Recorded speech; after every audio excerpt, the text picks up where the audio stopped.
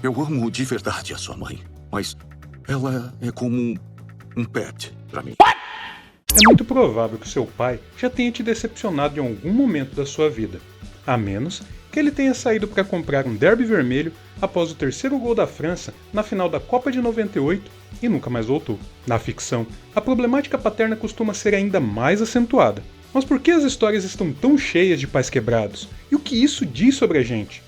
Fica comigo nesse vídeo, pois hoje vamos abrir o coração e o prontuário psiquiátrico da figura paterna na ficção.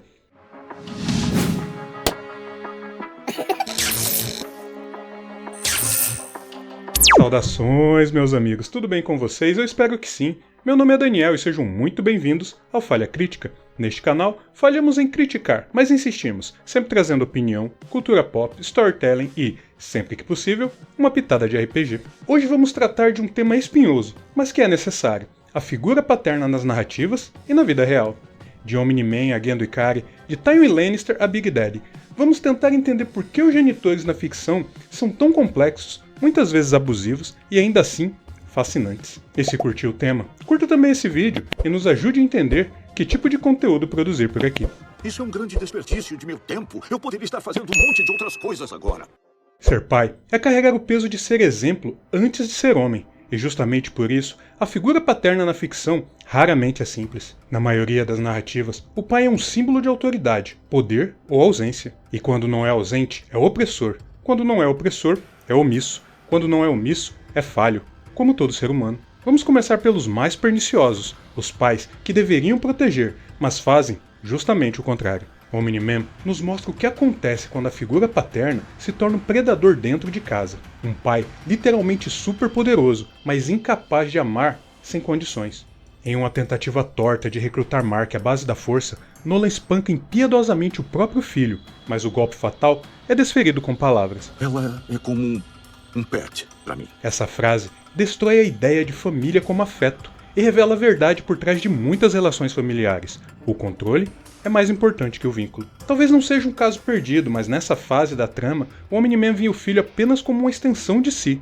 Um projeto, um soldado, não uma pessoa. Sua dualidade entre o alienígena frio e o pai afetuoso é o estalo que mostra a dor mais aguda é a traição de quem deveria cuidar. Tywin Lannister é um homem que amou o poder mais que a qualquer um de seus filhos. Um pai que trata seus rebentos como ativos políticos, despreza Tyrion, explora Jaime, manipula Cersei. Um pai que prefere o legado à humanidade. Como Rei Laios em Édipo Rei, seu orgulho gera sua ruína. Quando o castelo de controle de Tywin desmorona, tudo que resta é um velho amargo, sentado em um trono de ilusões, ou em uma privada. Gendo Ikari vai além. Ele não apenas abandona seu filho emocionalmente, ele o usa como peça num tabuleiro metafísico. Gendo é o Cronos pós-moderno, engole emocionalmente a juventude à sua volta em nome de um plano maior. Shinji não tem um pai, tem um enigma, e o enigma fere mais do que o desprezo, porque deixa o filho preso entre a esperança e a rejeição. Shinji não sabe se é amado, não sabe se existe de fato para o pai. Gendo é o reflexo distorcido de tantos pais reais que, mesmo estando vivos, nunca estiveram lá. Se Darth Vader pôde ser redimido, você acha que é possível um arco de redenção, até mesmo para o pior dos pais? Deixe um comentário e torne esse vídeo muito melhor. Agora, saindo da tirania, vamos falar dos pais falhos, mas que ao menos tentam. Big Daddy é um dos exemplos mais perturbadores e fascinantes de figura paterna na cultura pop. Nicolas Cage dá vida a um ex-policial que, após ser vítima da corrupção sistêmica e perder tudo, decide se vingar com sangue nos olhos e treina sua filha, Mindy, desde a infância, para ser uma assassina impecável. A relação entre os dois é ao mesmo tempo docemente paterna e eticamente questionável. Bem questionável. O amor do personagem pela filha é representado de forma muito crível, mas ainda assim, ele a faz treinar ser alvejado usando um Kevlar, antes de levá-la para tomar um sorvete. É um Batman com paternidade tóxica embutida que trata a filha pior do que a qualquer Robin. Uma distorção violenta do arquétipo do protetor. O mais cruel é que ele realmente acredita estar preparando a filha para sobreviver em um mundo podre. E talvez esteja, mas a que custo? Big Daddy é um pai que sacrificou tudo, inclusive a infância da filha, por um ideal de justiça que virou obsessão. Ele nos obriga a perguntar até que ponto os nossos traumas justificam os legados que deixamos. E aqui, estou falando do Big Daddy do filme, uma figura que foi bastante amenizada pelo roteiro. Na HQ de Mark Millar, o personagem é uma completa fraude, que inclusive sequestrou a própria filha, privando-a do convívio com a mãe, que ainda está viva e nunca deixou de procurar por ela. Endeavor não é um vilão no início, ele é apenas outro homem que não sabe amar.